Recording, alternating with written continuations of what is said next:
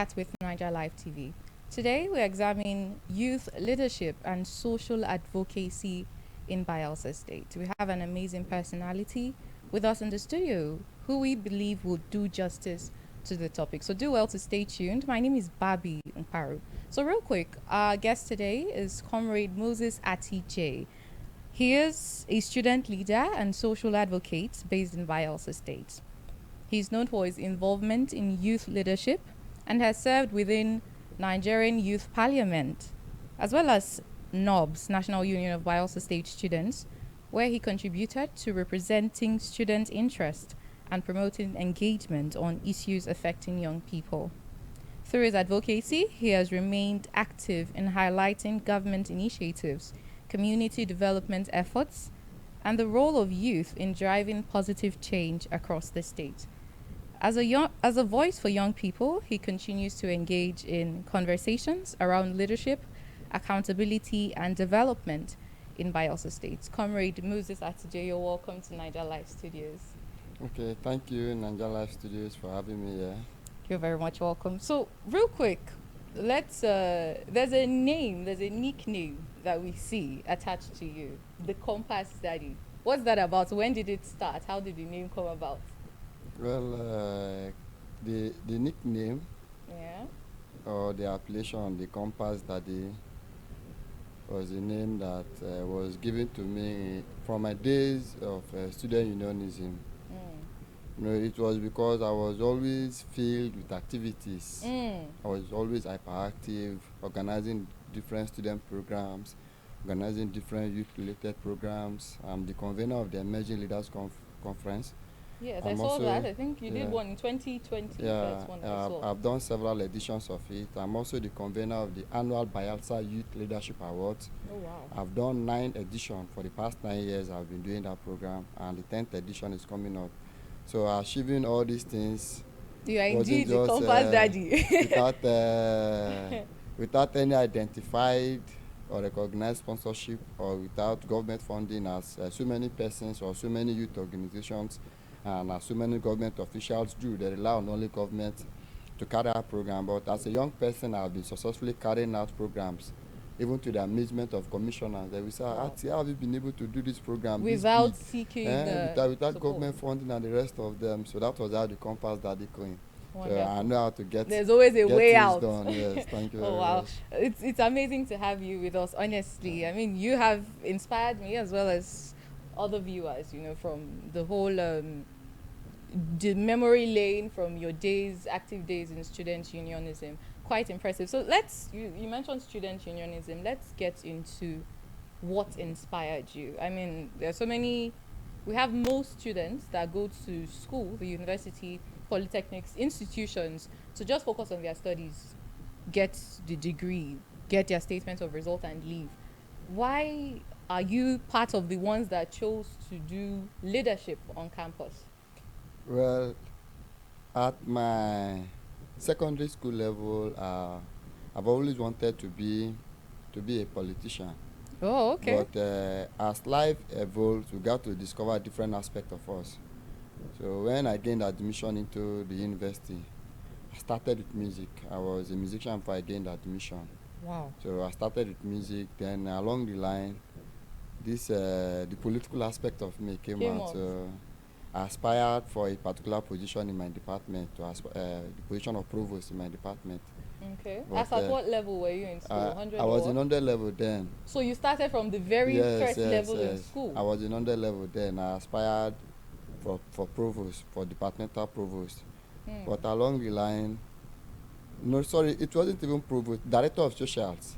Then along the line, someone who was a senior entertainer, who happens to be in the same department with me, Was Slim like, Cares how of dare blessed you? memory, yes, Slim Cares of blessed memory, Oh, was also okay. aspiring for the director of social. So we at our level, we met. We were Slim Cares, you be senior man for this industry, so you go for the director of social. So You I went for grow the provost. gradually. Yeah. So while I went for the provost, the ELECO and the stakeholders of the department at that student union level, they x-ray all the aspirants, and they say, the guy that is going for secretary is not qualified to be elected as the secretary, that I am more qualified even if I went for a lesser position of provost, that I should go and be the secretary. So that was how we harmonized, and I ended up becoming a departmental secretary. In your 100 level? Yes, in my 100 level.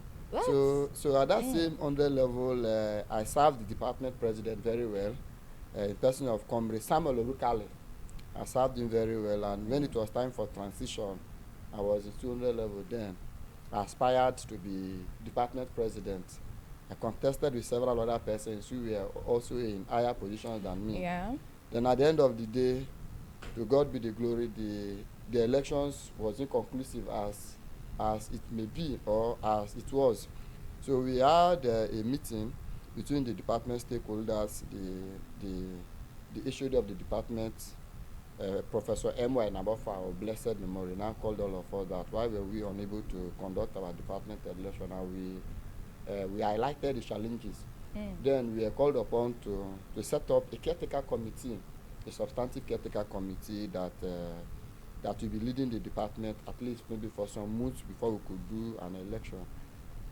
From that caretaker committee, I was appointed as department president caretaker.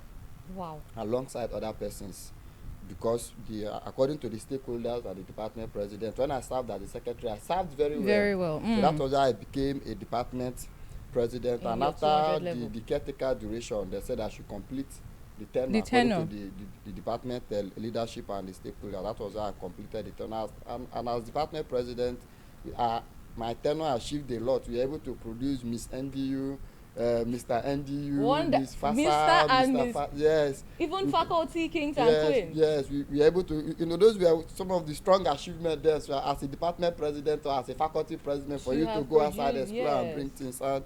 We did welcome parties, sent forth parties, and different parties distributed notebooks, stickers, and the rest of them. So I was regarded as one of the most successful department president when it comes to activities at that department level. Then thereafter, I went into NOPS. I was elected as NOPS treasurer. From NOPS treasurer, I aspired for a Zambia president, which that one too was tentatively inconclusive. Then from there, me and my co-aspirant. All this inconclusivity, is it in relation to violence or what happened? That particular Zambia election was a violence-prone election. The tensions really were very, very high.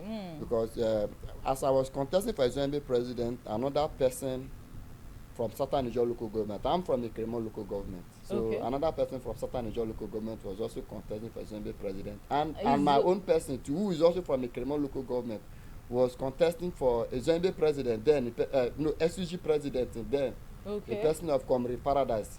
Lukobri is now a pastor. So the student union stakeholders and the rest of them tried to balance it. Since Paradise has more chances of becoming the SUG president, that I should leave the Zambia president for the Southern Naija person, because I want to support him against the Southern Naija person. And people, especially me and other persons, made it clearly known to those concerned that there's a very clear dichotomy between student unions and ethnic unions, because in our campuses we have student unions, which are departments, department association, faculty association, SUG association, parliament, and the rest of them. Those ones were basically academic student unions. Then there were some that were ethnic student bodies, like the NOBS, NUIS. Like the NOBS, NUIS, a Kremon local government student, a Zambia student, a Nicho student. Those ones are ethnic, so you cannot use a local government arrangement, even at that state level, which is even illegal as at that side, to come and judge that area. That was how, the elections were different times. The local chairman tried to conduct the election, and the last one, when they saw that I was winning, it ended up in violence, as the local chairman has on different occasions confessed what transpired in that process. Wow. But all those are, that is that. Then from NOBS and from NUIS, I went into IYC, and I was elected as the vice chairman of Ijo Youth Council, the Promo clan, under the leadership of Timlaini Ebifobo. Then from IYC, I was nominated by the then Bayelsa State Governor, His Excellency Smith Henry Seraki Dixon, and the then Commissioner for Youth Development, Chief Collins Kokodia, to represent Bayelsa West in the Nigerian Youth Parliament, the fabulous characters of Bayelsa West in the Nigerian Youth Parliament, which is a platform that comprises of youth leaders from all the senatorial districts across the nation. So I was That's big. so I was opportunity to represent Bayelsa West at the National Assembly, and I achieved a lot. It was from there that my concept and perspective about youth leadership and youth development grew more. Because while in school, I've always had this concept of organizing a youth program, something like an award program, just like Bayelsa Youth Leadership Award. But then, as an undergraduate, I didn't have the capacity to do that program. So when I ventured, when I was nominated into the Nigerian Youth Parliament, I now had the capacity, I now had the exposure, I now had the relationship, especially with the minister, with the then Minister of Youth Development, Honorable Barrister Solomon Dalong. So in 2016, I initiated the first edition of the Bayelsa Youth Leadership Award, and I invited the Minister for Youth Development and other critical stakeholders of the government. Yes, to Bayelsa State. Wonderful. And with that, then there was still APC and PDP problem then. So the state government, I was the special assistant then to the governor. Between that my year in the Nigerian Parliament, between that period, I was appointed. Yes, I was appointed as a special assistant to the governor of Bayelsa State on student affairs. So then I had a relationship with youth leaders at the national level, as well as the state. With the state. So I informed the state of the minister's coming, that the minister is coming to Bayelsa State to grace the first ever edition of the Bayelsa Youth Leadership Award. And somehow the then SSG, His Royal Highness Barrister Serena Dokpo-Spiff, called me on phone and said, Atti, I'm seeing an advert, or we are seeing a publicity on radio, television, social media, and the rest of them about this program. Are you sure that you properly informed the government of this program? I say, Your Highness, I did. I said, are you sure? Okay. What will happen is this. You have to put up the program, meet with the Commissioner for Youth, and start everything afresh, because for political reasons, we cannot host the Minister of Youth and Sports. That's Honorable Solomon Dalong to Bayelsa State. This was an event that I spent a whole lot of money, self-funded event. So I was made to consult some critical stakeholders. I consulted my friend and brother Ibilade Ekerefe. I also consulted Brighty Grubia and several other persons. Some of the advice that I got is that you have already gone far with this program. You're almost done. You have paid for the venue. You have produced the award. You have done IV. You have done this. You have done publicity. Even paid media. Let us go ahead with this program. Some other persons too advise otherwise, that now you don't have money, and you are a friend, and we know that it is with the salary that the government is paying you as a special assistant that you are using to organize this program. And the SSG has called you to put up this program and start it afresh. We will advise you to please start this program afresh, because if you continue with it, it might be seen as an anti-government program, despite the fact that the minister is coming. And before you know what is happening, your payment voucher will be stopped, and you will not have the capacity to continue with this program again as at this point in time. So that was how the first edition of the Bayelsa Youth Leadership Award, we only did the unveiling. We did not do the ceremony and the rest of them. We postponed it, and we did the first edition in 2017. Which then from there, it now gave us time for we to plan more, and we were able to identify 12th of August, which happened to be International Youth Day. We were able to identify that day to be always hosting our program, the Bayelsa Youth Leadership Award and International Youth Day concert annually. Wonderful. And to the glory of God, we have been able to organize 9 successful editions of the Bayelsa Youth Leadership Award. These are some of the reasons why some of my friends and some people that knows me call you the Compass Daddy. I agree. I agree at this point. Now, while you were speaking about the whole thing that transpired with the call from the SSG, as well as friends you consulted, it brings me to the question. You know, there's a whole lot going on in youth leadership, student unionism, and all that, where people use the "you are not loyal, I am loyal, you have to be loyal," all those phrases. So we would want to know, does loyalty affect the growth of youth leaders in Bayelsa State more than corruption does? Because let's hear from you. I mean, we have you in the studio. Let's know. We understand that before a person becomes a good master, he must be a servant and all. But let's now look deep into this loyalty of a thing in regards to youth leadership in Bayelsa State. Well, let me get your first concept. You're trying to compare if loyalty pays more than corruption when it comes to youth leadership and youth followership in Bayelsa State. Well, we are in an environment where bad market sells more than good markets. True, Eh, true. and Sadly that is so. why you see so many successful persons having an iota of corruption in them. But be it as it may, real is real, fake is fake. Eh, Mm. at the end of the day, the fake will always be identified as fake. Or it is only time that will tell. And time will also tell which one is real. Well, loyalty in terms of youth loyalty in Bayelsa State, I cannot categorically say it has really paid off. It has really paid off. But at times we are also the cause, because there are some young people who have been seen as loyal persons Okay. and they have been given opportunity, but at the end of the day they betray that person that gave them that opportunity to lead. We are not talking about stupid loyalty. Mm. We are not talking about foolish loyalty. We are talking about committed loyalty. They betray the person for selfish reasons, not even for ideological reasons, just because they want to remain in power. Just Okay. imagine somebody going through hell Mm. to ensure that you emerge as an House of Assembly candidate, or you emerge as a local government chairman, or you emerge as a senator and House of Reps as a young person. Yeah. And at the end of the day, you are going to fight that person that fought tooth and nail to make you. How do you think that person will reward other people who are loyal to him?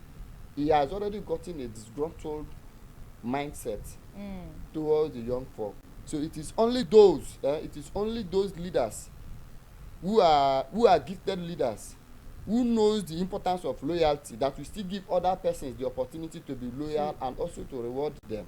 Mm.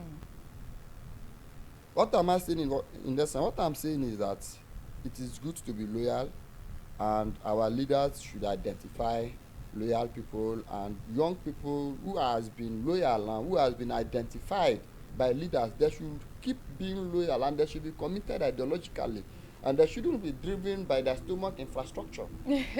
Stomach infrastructure. Thank you very much. Okay, let's understand what stomach infrastructure means. Okay, well, stomach infrastructure is a non-conventional term that we use in youth activism and politics in Bayelsa State.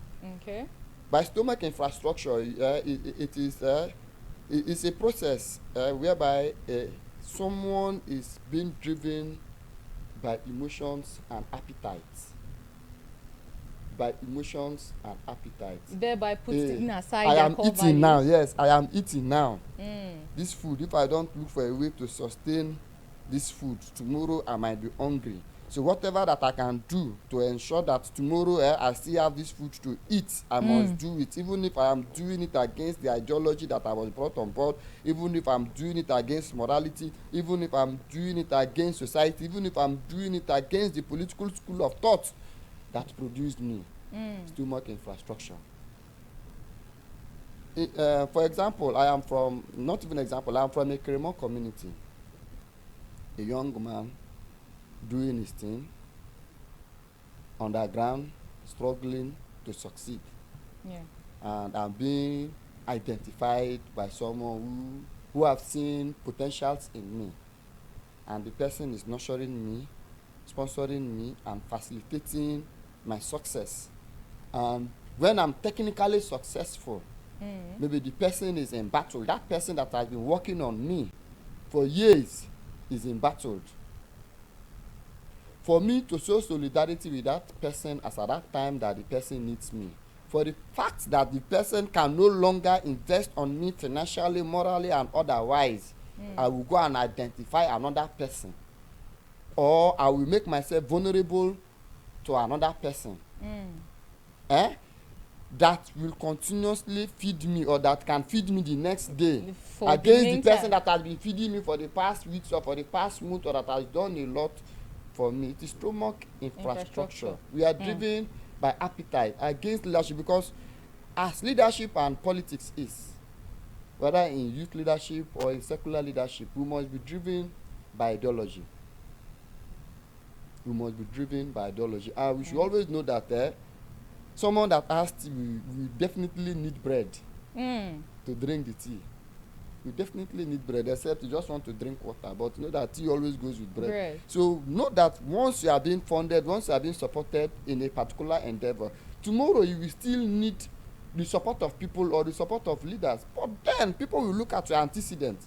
This man, is it driven by stomach infrastructure? This person, is it driven by an ideology? This person, is it driven by his appetite? Can he hold his stomach in the days of hunger because of an ideology that he believes in? Or will he be tempted to sell his ideology for bread, for a plate of porridge? Is he a waving person?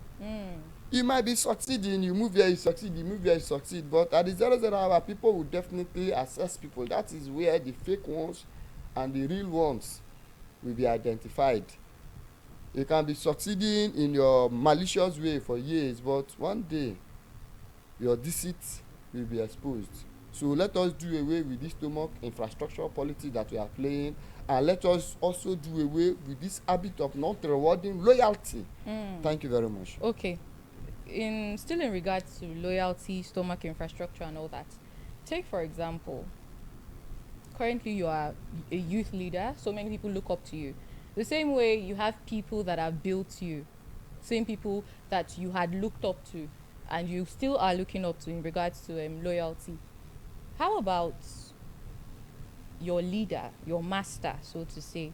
The person is currently having a trending case regarding to corruption, embezzlement of funds, or something that is not right, and you were not aware initially, but at this point you are now aware that person is trending, and you just met this person, say last week, to fund your project, and the person had funded you very well.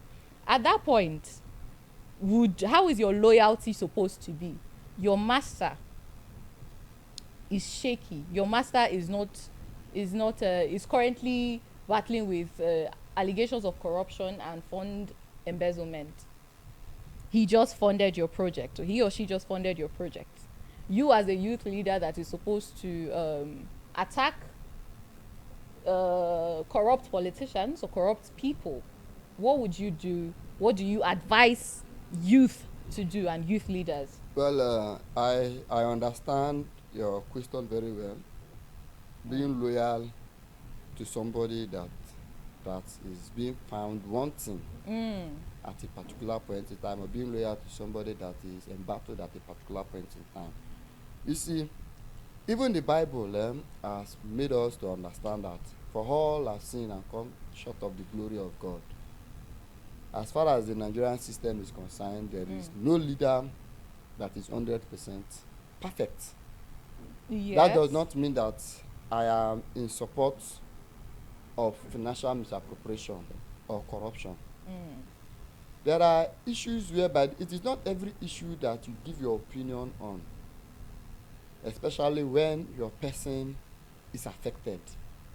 Okay. Especially when your person is affected, it's not every issue that you give your opinion on. And there are reasons why people act the way they act.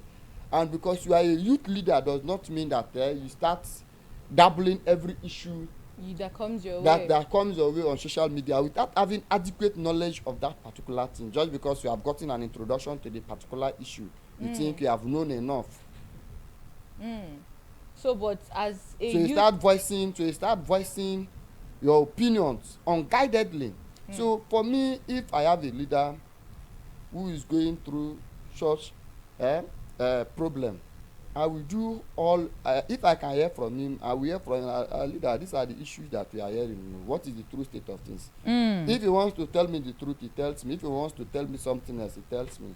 Then if there is anything that I can do to help him to come outside, or to help him to show that he's innocent of the allegations that is being leveled against him, I will do it to ensure that his innocence is being revealed. Then if he's not innocent, or if the person is guilty, I will not join him in paying for his sins, but I've tried to see how I can be of help, but I have not been of help. So I cannot join the enemies to say that this person he did this, he did that. I am not speaking for a group. I am a youth leader.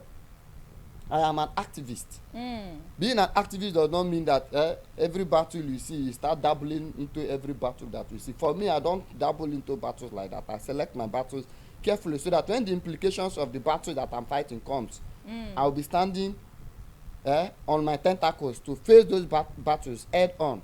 Because you Not have when enough. yes, not when you take a decision and when it is time for you to stand by that decision, you'll be running helter skelter. Thank you very much. Thank you. So let's look at your youth leader and was part of maybe still currently in student unionism. You are a stakeholder, so to say. What would you label as the challenges that these student leaders face?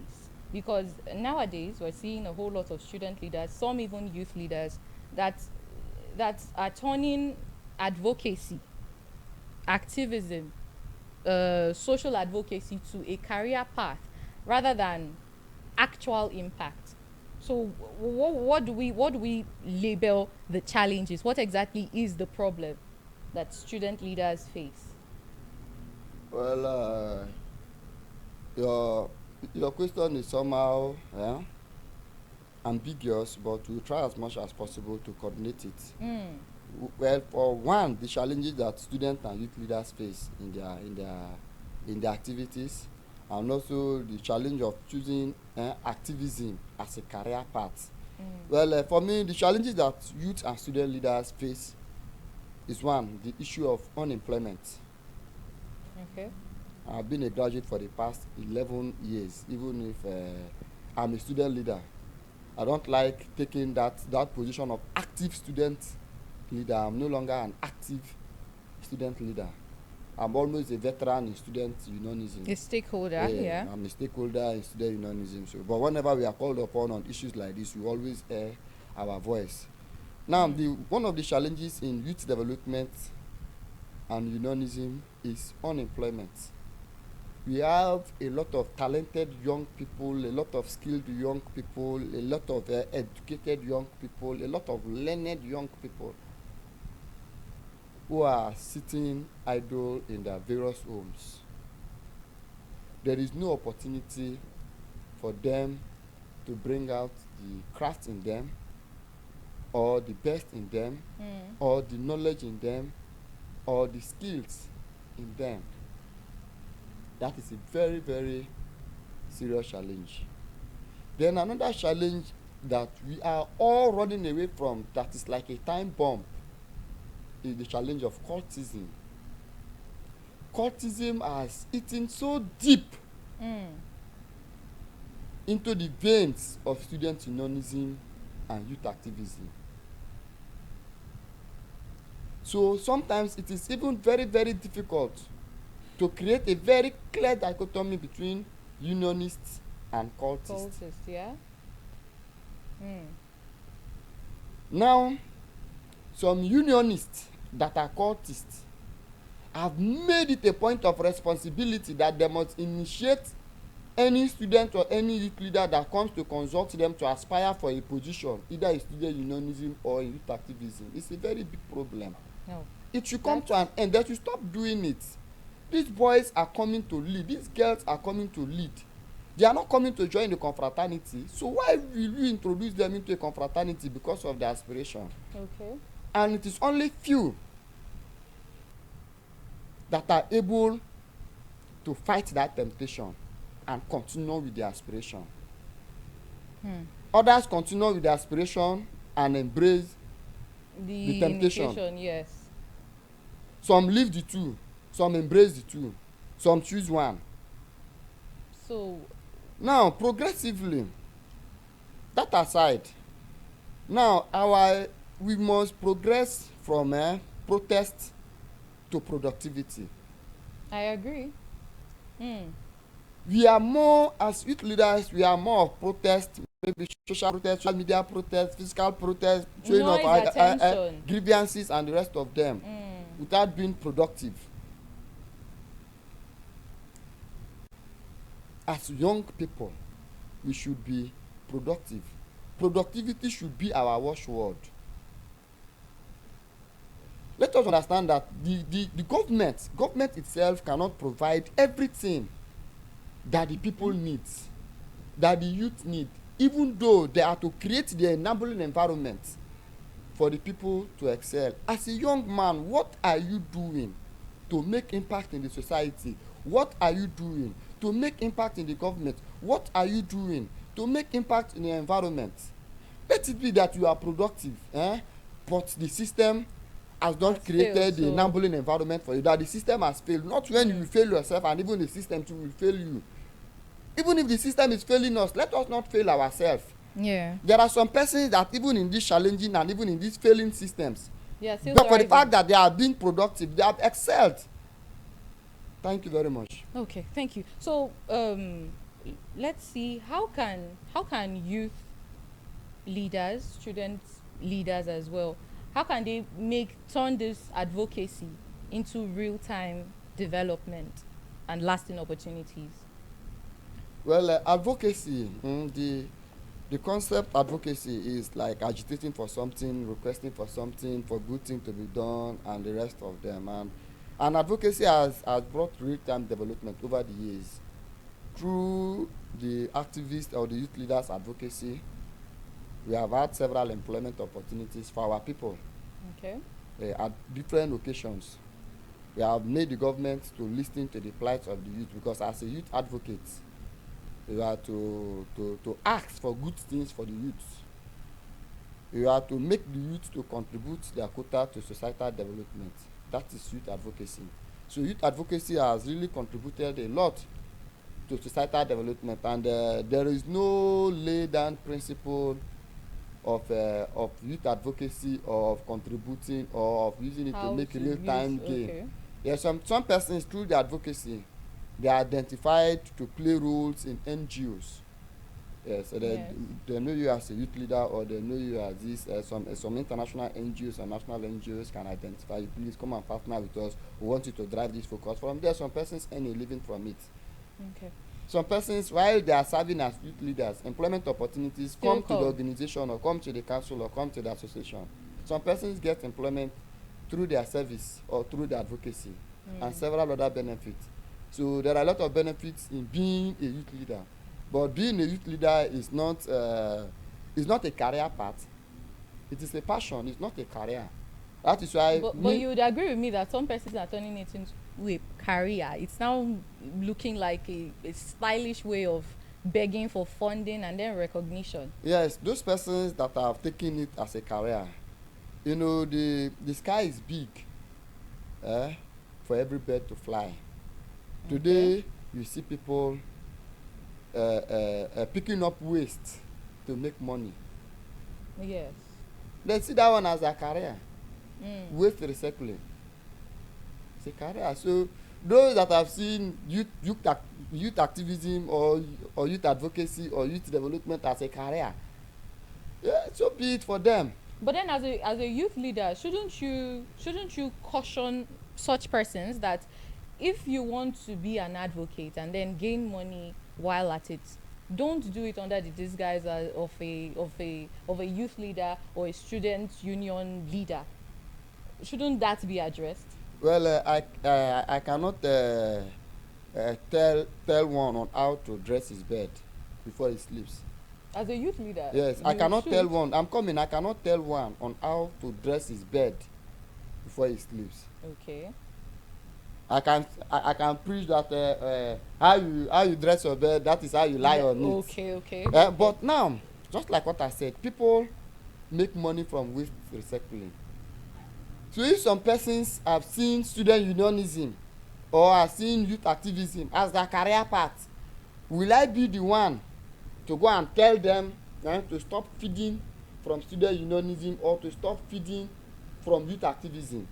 I will not be the one to tell them that, but what I will tell them is for them to give opportunity to the young people. You have graduated from the university several years ago. There is what they call stakeholders. Allow some fresh graduates to be stakeholders. Allow their final year students to be stakeholders at that student union level. Not every time that has graduated 20-30 years ago, in every student union activities, you are always there because we have seen it as a career.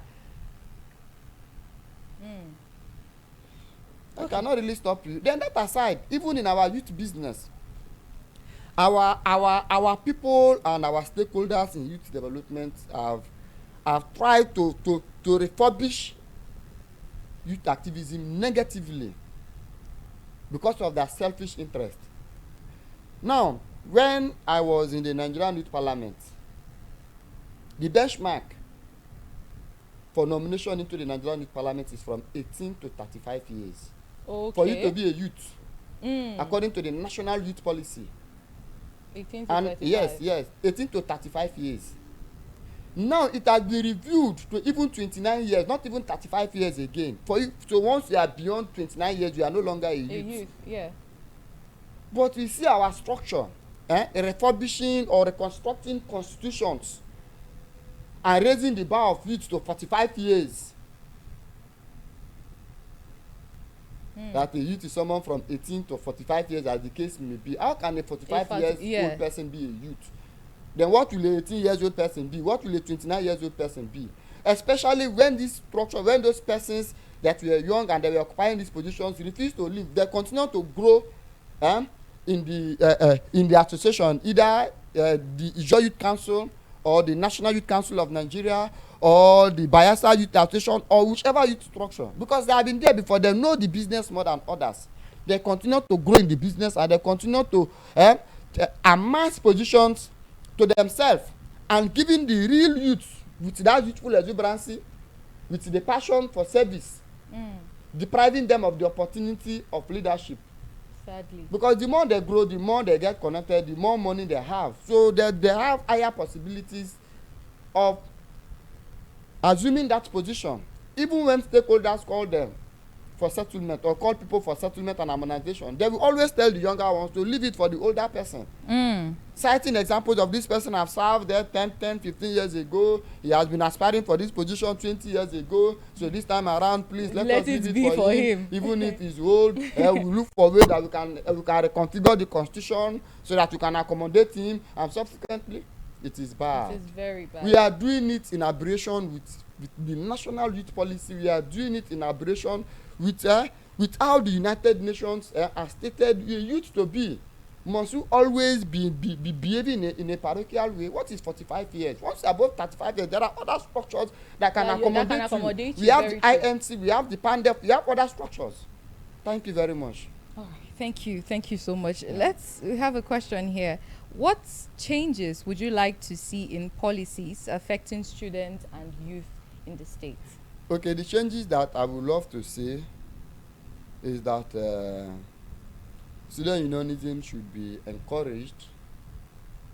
Student unionism should be encouraged, and student union leaders should be guided, because they have a lot to offer to the society. And also the higher education student loan board, they are doing a great job. That was initiated by His Excellency Senator Henry Seraki Dixon. Each other nations, and including the Nigeria as a nation, is equally imitating right now. They should keep it up, and we need more skill-oriented programs for our youth. Now, we have a problem. The problem is when it is time for skill acquisition, these opportunities are shared to people who are not desirous of that particular skill. If not, the various skill acquisition programs the government and corporate organizations and NGOs are doing is enough to handle the issue of unemployment, at least up to 20 to 30%. I would have advocated for more skills for our young people, or more skill acquisition program, but the programs are there, but the programs are not being utilized. As I am now, I am a painter, a paint producer, and I'm also into fashion. I have a fashion room where Wonderful. I have people who are working. Even as I am here, they are working. They are working on people's dresses, where I pay them at the end of the day, at the end of the week, or at the end of the month. You see, when the government does this skill acquisition programs, you see that even when the people receive their empowerment packages, they sell them. They sell it immediately. They sell it immediately. And by selling it, you are not giving back. You are not encouraging the government, or you are not encouraging the NGO or that particular individual to keep up with it. So even the idea of skill acquisition has been bastardized. So what do we do? What do we do is that the way forward is that the government should be more deliberate about the improvement of life and society, life and people in the society.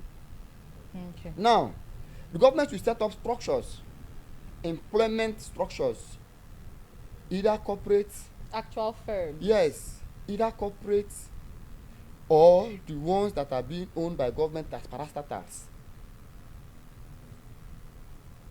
We have the 1,000 fish ponds in the Bugene, laying fallow. We have the Bedebiri cassava processing facility, laying fallow. We have a lot of structures owned by government that is not utilized. Let the government reactivate these structures to engage our youth. Okay. Now, Bayelsa as a state is in fact, if you compare Bayelsa to every other state, I would say that Bayelsa is blessed more than every other state in this nation. Let's hear why. Now, yes, Bayelsa is blessed more than every other state in this nation because natural resources we have it, good environment we have it, good soil we have it, good waters we have it. There is no water that is stagnant in Bayelsa state. There is no stagnant water in Bayelsa state that you will find that you will not find fish inside that stagnant water. Indeed, we are blessed. There is no soil that is in Bayelsa state that you go and plant something, a crop, and it will not grow. Okay, let us forget about the stagnant waters. Let us talk about our forests and our rivers. Do you know that our rivers now is now being infiltrated by outsiders? Our people no longer go into fish farming again. It is bad. It is bad. We know that there are structural challenges, but our own is our own. Our craft is our craft. Ijaw men is being known for fish farming. Ijaw men is being known for farming. Let our people go more into fish farming. If we cannot go into the subsistence fish farming, we can also commercialize it. Go into the commercial stage, whereby we do mass production, and let the government to set up the facilities. Encourage people, even if it's to partner with traditional rulers. Yes, I was having an idea by partnering with traditional rulers for agricultural development, because that is the grassroots.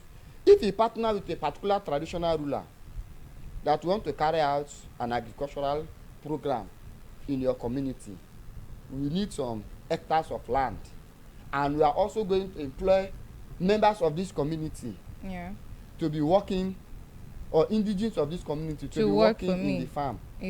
By so doing, the government is making money, the community is making money, the community leadership is making money through agriculture. Now, there is still another means of generating electricity again, which is the hydroelectricity. The government should take advantage of our rivers and employ our electrical engineers or whatever in the engineering field that have ideas in hydroelectricity, for them to provide electricity for communities from the community river. By so doing, we have employed graduates of the community. You are also providing electricity for the community. The community is using that electricity. Some are doing tailoring, some are doing several other business that they need electricity for, and people are happy. Life is easy. At this point, I think you should run for governor of Bayelsa State. Honestly, the compass daddy come, I don't know, if not 2028, anytime soon. What do you think? Is one thing to aspire. Okay. Is another thing to emerge. Yes, but aspiration from your capacity, you've mentioned being involved in IOIC, NOBS, Nigeria Youth Parliament, and many others, right? So you have met people there, and young people are the future, obviously. So I think you should start grooming it from now. Yes, if the support comes, there are several other elective offices that you can aspire for, including the governorship, and that is some of the challenges of young people. Funding. Some of us have the capacity, the intellectual capacity and the knowledge, but funding is the issue. Is the issue. Especially now that some political parties are putting the House of Assembly form at 20 million, 15 million. How can a young person who is struggling legitimately have 20 million to go and buy House of Assembly form? Buying the form is not all. It's not all. Yes. You have to go and campaign. You have to engage in a whole lot of things. Anyway, that is an issue for another day. You are known as the Compass Daddy. Yes. So I believe if you really want to, you will. So we're looking forward to seeing something of that sort. Thank you. Yes, because all this knowledge, all this vibrance, all of this should not should be put out there, and as a 001, that is what I would say, because you have been interacting with many of these politicians so far, but you know, when people are telling you something to do, a whole lot of persons are also telling them things. But if you, with all of this knowledge, can aspire and God helps emerge, it would be a good one. So I'll just encourage, because we know that yes, we know that youth leaders are very strong when it comes to vibrance. People can mobilize the crowd, so to say. So please, anytime soon, would love to see that. Well, thank you very much. Yes, you're welcome. Yes. So let's define a youth leader. We're aware you're very much informed. You are informed. So want to hear from you. How would you describe a youth leader, a true youth leader? Well, thank you very much. A true youth leader for me is someone who is driven by ideology. A true youth leader is someone who is concerned about the development of the youth and the development of his people. A true youth leader is someone who is not driven by appetite. A true youth leader is someone who is ready to speak truth to power. A true youth leader is someone who shouldn't be scared of standing by his belief. A true youth leader is someone who should always protect an ideology, especially an ideology that that is in alliance with the people's demand.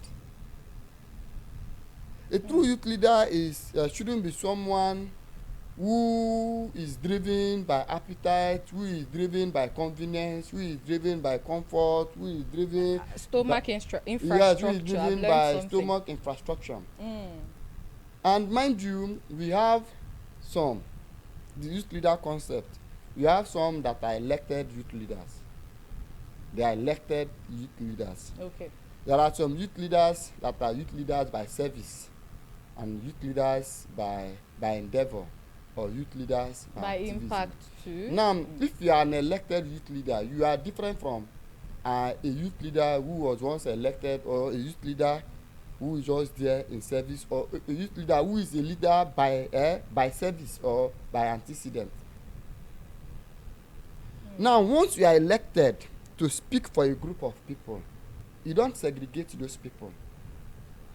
You don't segregate the ones to defend and the ones not to defend. The way some of our youth leaders are doing today.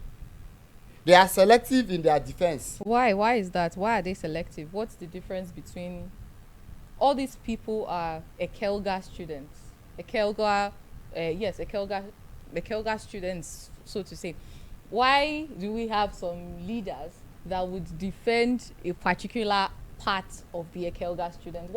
What exactly can you identify as the reason for the segregation? Well, I don't know why you choose to use Ekelga student. Because you're from Ekere. No, I'm not saying the leadership. No. You are from there, so okay. Let's just. Okay. Yes. That is what I mean. I am an advocate of a youth leader not joining a confraternity, especially those that are elected. Because once you belong to a particular confraternity and you are leading a group of people, you tend to favor those that belong to the same confraternity with you than the others who don't belong to the same confraternity with you. That's true. The bias would now come up. the bias will now come up. Then those that don't belong to the same confraternity with you, they know that they don't belong to the same confraternity with you. So they know that you are undoing them is because they don't belong to the same confraternity with you. Even when you are not even undoing them, even when you are doing it with genuine heart, they will feel being haunted. That is one. Then two, some persons, like I said, they are youth leaders by convenience, or they are youth leaders by imposition. Like this, the system or the people impose you as a youth leader or as a student leader on that particular association. Devoid of the use people's. the word impose. Yes, Does impose. it happen? It happens. It happens. Well, bluntly speaking, it happens. See, our system. I have also been in government, and we have different times. We have cried on several occasions. Our system is more concerned. The government and its official is more concerned on imposing leadership on our unions and associations than supporting the associations, and that is wrong. When it is time for election or transition, they will have government candidates and the rest of them, and they will fund those candidates against other candidates, and they will ensure that those persons emerge. And when they emerge, they abandon the structure, they abandon the association. That's the question I was going to ask. That if they tend to impose a candidate and the person successfully emerges, do they fund the person's projects or whatever things the person has to do while in government? On several occasions, the person is only loyal or tamed. We are not even talking about the person. The person is now leading an association or an organization. Yes, we agree the person was a government candidate. Now the person is now the president, the chairman, or the coordinator, or whatever, the DG or whatever. Support the association. Support the association. Now your person has emerged. Support the association, because this president and this executive, even if they were imposed, they have ideas. Of course. That they want to do. They have programs that they want to organize, and they'll be writing several several proposals, and none of them sees, or most of them don't see the light of the day. Okay. It's a whole lot. I knew today was going to be very, very interesting. I mean, having you come to talk with us in the studio. But then it's almost time for our World Desk News. So we're going to have to conclude real quick. I just need you to speak to the camera, to the viewers. Let them just get a brief of youth leadership and social advocacy, its usefulness in building youths in Bayelsa State. Thank you. Okay, conclusively, youth leadership and social advocacy in Bayelsa State, as in gearing development in Bayelsa State, cannot be overemphasized.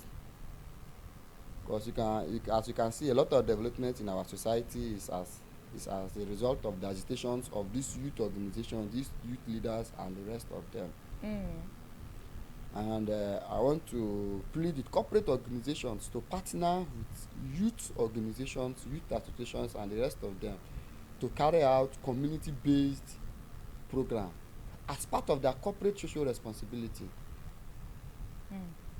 Community-based programs as part of their corporate social responsibility.